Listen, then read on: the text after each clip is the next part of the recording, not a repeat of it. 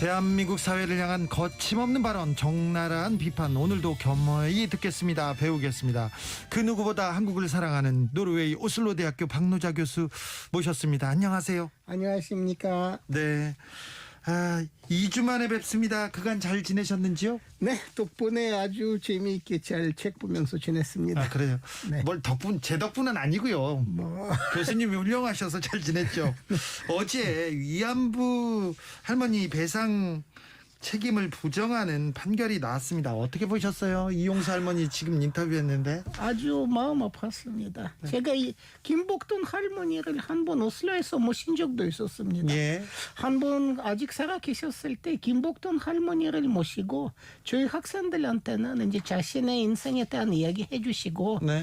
본인이 왜 투쟁하고 계시는지, 그게 세계 평화에 어떤 기여가 돼야 할 것인지, 그런 자신 투쟁의 보편적 의미에 대해서 김복동 할머니는 감동적으로 말씀하셨습니다. 근데 이게 일본이다 한국이다 그것 떠나서 일본에서도 한국에서도 사법부는 대단히 보수적이고, 예. 그리고는 인권에 대해서는 너무 무관심하시고. 이거 인권, 인륜 입장에서 접근해야 되는 거 아닙니까? 그러니까요. 인권과 욕구원 입장에서 접근해야 하는데, 일본이나 한국에서는 사법부는 인권의 논리를 아직은 제대로 체득하지 못하고 있습니다. 반성하지 않는 일본, 그리고 인권, 여권, 그다음에 인륜을 무시하는 사법부, 안타깝습니다. 네, 한국 사법부도 아쉽게도 그런 의미에서는 일본보다 과연 어느 정도 나은지 다른 문제입니다. 네. 네. 저도 그 부분 인정합니다. 지난 보궐선거 어떻게 보셨습니까? 20, 30대 표심 어떻게 보셨습니까, 교수님? 상당히 그게 어떻게 보면은 필연적이다라 할까. 예. 이제 그런 생각도 있었지만은 일면으로는 이분들의 억울함이 과연 왜 이 방향으로 흘러갔을까. 예. 억울함이 당연히 크리라고는 생각을 하고, 예. 민심 폭발이 되리라고는 생각했지만은, 네. 이 민심 폭발의 방향은 아무래도 저로서는 보기가 좀 안타까웠습니다. 그렇습니다. 지난번 인터뷰에서 2030들이 좀 울분에 차 있는데 이게 어느 정도 극우 매체의 프레임이라고 말씀하셨는데 어떤 맥락에서 이런 얘기를 하셨는지요? 울분은 100% 존당합니다. 정말 젊은이들한테 여기서 살기가 지옥에 가깝다는 건 사실입니다. 네. 체감 실업률이 지금 30% 가까운데, 네. 그야말로 세계 최고의 교양 수준, 세계 최고의 교육 수준을 이제 수준에 도달한 사람들인데 할 일이 너무 없고, 네. 있어도 조임금에 그냥 알바로 고생하는 겁니다. 네. 울분은 당연합니다. 한데 문제는 무엇인가 하면, 우리는 아무래도 우리가 독립적 개인이다 뭐다 하지만 우리는 매체로 충만한 세계를 살고 있습니다. 네. 종이신문은 이제는 안 봐도 네. 전편을 보죠. 네. 이제는 그 각전에 이제 인터넷에서 뉴스 검색할 때 주로 이제 족볼 신문이라든가 보수 매체 계열의 뉴스가 훨씬 더 많이 뜨죠. 예. 보수적인 유튜버도 있죠. 네. 그 프레임에 너무나 쉽게 걸려 들어갑니다. 그래서 쉽게 끌려 들어간 것 같습니까? 아무래도 이번에는 일부의 투표자들이 그런 프레임의 그 함정에 빠진 게 아닌가, 그런 생각을 할 수는 있습니다. 이런 부분에 대해서 여권, 그러니까 민주당이나 정부의 대응은 너무 취약합니까? 처음부터는 민심 폭발에 사전에 하려고 했다면은 이분들이 젊은이들의 근본적 문제, 일자리 문제 제대로 해결했었어야 됐고, 부동산부터 전혀 다르게 접근했어야 됐습니다. 네. 다주택자 그 임대사업자들한테 주는 특혜부터 처음부터 없앴어야 됐습니다. 그렇죠. 그렇게 하지 않고 이제는 민심 폭발 앞에서는 겸허해야죠. 그렇죠. 2030 세대들의 마음을 잘 좀 헤아리고 있는지 잘 모르겠습니다. 정치권에서는 여성징병제라는 화두를 던졌어요. 이 부분은 어떻게 보시는지요? 그러니까요. 그러니까 울분이 찬 젊은 남자들의 그 억울함을 네. 이런 방향으로 끌고 가더니, 네. 저는 정말 언어 도단이라 할까? 언어 도단이요?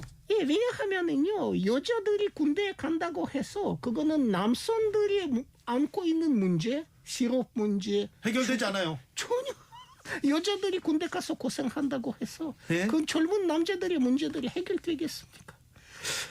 그리고 실제로는 우리가 여러 가지로 생각해봐야 합니다. 지금 일반 직장에서도 손실원 피해 비율이 14% 정도 되는데 군 문화와 그 병원 문화에서 과연 여자들이 진변에 끌려갔고 거기에서 어떤 일을 당할 것인가? 그게 그것도 생각해봐야 됩니다. 5년 전에 한 번 그 군 인권 관련해 조사를 했을 때 지금도 많이 좋아졌다지만 구타 등 가혹 행위 피해 비율이 약 15%라고 네. 결과가 나왔습니다. 지금 요군이 대한민국에서만 2,000명입니다. 그런데 요군을 상대로 한 범죄들도 계속 증가하고 있습니다. 그중에 성범죄도 만만치 않고요. 예. 그리고 통계로 이야기하자면은 요군을 상대로 한 범죄들이 1년에 한 120, 30건 정도 발생되고 있고 70%는 성범죄입니다. 예. 그러니까 여성들이 갈 만큼 안정한 군대가 아니라는 것이죠. 아직 예. 그 부분까지는 또 미처 생각하지 못했습니다. 20, 30대가 언제 풍족했던 적이 있느냐. 그때 집 못 샀다. 역사 인식도 부족하다. 이렇게 보는 시각도 있습니다. 자, 기성세대하고 20, 30대 사이에 세상을 보는 차이가 너무 큰 것 같습니다. 그 간극을 메우려면 어떻게 해야 됩니까? 역사 교육은 그런데 이건 20, 30대한테 따질 게 아니고 네. 학교 역사 교육부터 시작해서 매체들이 하는 역사 이야기 네. 그런 것이 우리가 좀 다르게 짰으면 좋겠다는 생각이 듭니다. 네. 역사 교육을 제대로 안 시키니까 문제죠. 네. 너무 열정적으로 말씀하셔가지고 네, 마스크가 네. 계속 내려옵니다. 죄송합니다. 우리가 예를 들어서는 네. 실제로는 7, 80년대 극우 세력들이 집권했을 때 한국의 인권 상황이 어느 정도 열악했는지 네. 역사 교과서 다 읽어봐도 그런 게 체감되지는 안 않습니다. 나오죠. 군대 가서 그 구타 당해 갖고 그 맞아 죽은 사람들의 숫자부터 시작해서 네. 그런 건 교과서에 안 나오지 않습니다. 네. 그러니까 젊은이들이 얼마든지 온토리로 역사를 배워갖고 과거에 대한 정확치 않은 그런 사고를 할 수는 있죠. 네. 젊은이들의 문제가 아니고 역사 교육의 문제입니다. 아, 젊은이들의 문제가 아니라 역사 교육의 문제고 기성세대의 문제죠, 이거는. 그럼요. 네. 80년대까지도 학교 체벌 당해갖고 불구조된 아이들만 해도 몇백 명이나 있었는데 네, 네, 네. 그런 거 누구 이야기하진 않잖아요. 학교에서. 네. 네. 청년들이 좀 분노하고 있습니다. 울분에 차 있어요. 화나 있어요. 그런데 이 경제적인 문제가 가장 중요한 것 같아요. 처음에는 부동산을 사겠다고 패닉바잉이라고 영끌이란 단어가 나왔고요. 그러다가 주식으로 갔습니다. 그래서 주식 대박 받았나? 근데 대박도 안 나고 잘 안 돼서 지금은 가상화폐로 이렇게 몰려가고 있습니다. 이런 현상 어떻게 보시나요? 그러니까 방향을 잃은 사람들이 이제 행동이죠. 사실 젊은이들한테 필요한 것이 안정한 직장과 네. 자기 그러니까 구매할 집이 아니고 네. 거주할 집, 살 집입니다. 네. 그게 필요한 것인데 안정한 직장도 없고 네. 집도 살 집을 마련할 수가 없기에 방향을 잃어갖고 이리저리 전혀 안 통한데 가는 겁니다. 노르웨이 젊은이들도 이렇습니까? 그렇지는 않습니다. 주식 보면 그 일부 부촌에서 일어나고 있지만은 일반적으로는 그런 곳에 빠지는 경우가 많지는 않고 부촌에서는 그야말로 평생 동안 주식으로 부를 축적할 사람들이 어릴 때부터 연습을 하는 거죠. 가상화폐에 대한 관심은요? 별로 없습니다. 별로 없습니까? 노르웨이에서는 여성 징병제 시행되고 있죠. 처음에 예. 도입됐을 때 이런 논란이 없었습니까? 근데 노르웨이에서는 군대에서 왕따 가혹 행위는 없습니다. 왕따 피해율이 1%거든요. 예. 그러니까 여성들이 안심하고 갈 수 있는 거고 실제로는 노르웨이 군대는 징병제지만 가기가 쉽지도 않습니다. 아무나 가진 못해요. 아, 그래요? 실제 노르웨이 현역 복무율이 15% 정도 됩니다. 네. 그러니까 군대는 자가 갖고 22,000명밖에 안 됩니다. 예. 산비군이. 그래서 존이야. 그야말로 가장 뛰어난 젊은이만 뽑는 것인데 아, 그래요? 그 군대 가는 것도 많은 젊은이들한테 목표가 되는 거죠. 아, 그래서 그렇군요. 열심히들 일단 군대 가기 위해서는 풀업 라든지 네, 이런 운동 열심히 해야 됩니다. 예, 운동을 아주 잘 해야 되고 그 다음에 뭐 대마초라든가 이런 거 절대 손대지 말아야 하고 군대에서 그 잘 체크를 하니까 예. 많은 젊은이들이 그거 목표를 세워 열심히 운동을 하는 겁니다. 모병제에 대한 논의가 나오기 시작했습니다. 한국의 징병제 너무 많은 군인들로 이 떠받드는 군대 여기서 탈피해야 된다는 이런 시각도 있습니다. 탈피해야 하고 제 생각에는 이산적으로는 우리 북조선과 북한 파트너들하고 같이 손잡고 예. 어느 정도 신뢰를 쌓아갖고 쌍방 감군 예, 군축. 예. 군축을 이 안쪽에서 같이 하는 것이 가장 바람직합니다. 네. 군대는 사실 북한 말고 싸울 만한 대상이 근처에 그다지 없는데 같이 서로 이제는 평화를 지향해서 같이 손잡고 가야 되는 거죠. 북한하고 얘기가 또 안 되니까요. 또 안타깝습니다. 2257님께서 대학교 같이 입학하고 군대 갔다 오면 여자들은 졸업해 있어요. 20대 2년 적습니다. 왜 군 가산점 없앴나요? 청춘을 바쳤는데 아들도 있고 딸도 있지만 아들 보면 마음이 아픕니다. 이렇게 얘기하면서 군 가산점제 부활해야 된다. 이런 얘기도 계속 나옵니다. 어찌 보시는지요? 원칙상으로는 그게 양선 평등에 위반되는 건 사실이고요. 네. 그러니까 그 판단은 헌재 판단은 그런 의미에서는 충분히 존중받을 만하고요. 예. 그리고 남성들이 그것이 억울하다고 생각할 때 여성들의 삶이 한국하고 얼마나 억울한지 생각해 보셔야 합니다.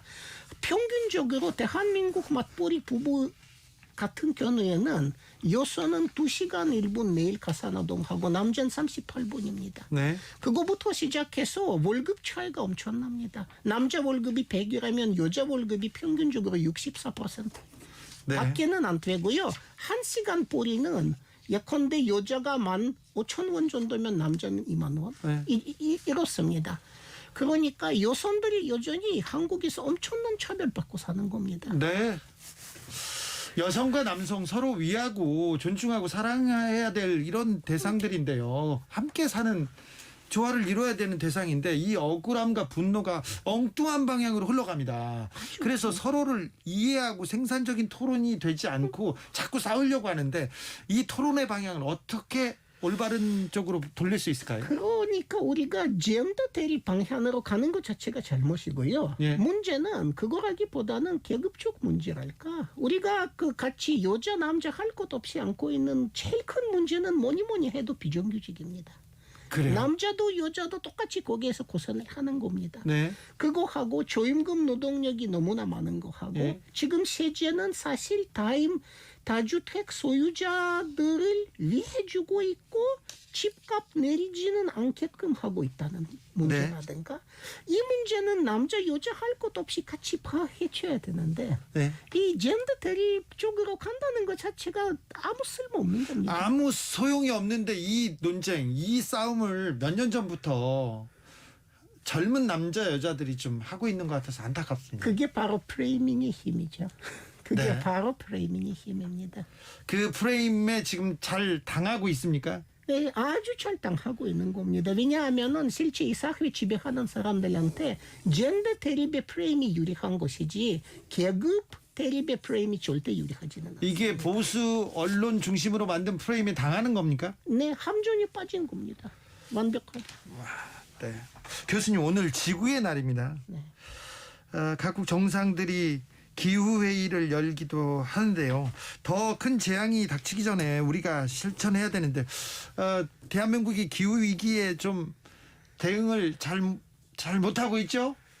뭐 이명박 때는 2030년대까지는 네. 우리가 이제 기후 중립이 되겠다. 이제 배출 차원에서 네. 이명박 전 대통령 말은 시원하게 했어요? 네, 시원하게 했는데 당연히 우리가 지금 보시다시피 9년 내로 그렇게 못할 것은 이제 뻥하니 현재 문 대통령께서는 50년, 네. 2050년이라고 잡아놓으셨는데 실제로는 재생산 에너지 비율이 크게 늘어나는 것도 아니고 탄소 배출량이 이렇게 줄어드는 것도 전혀 아닙니다. 노력이 좀 부족합니까?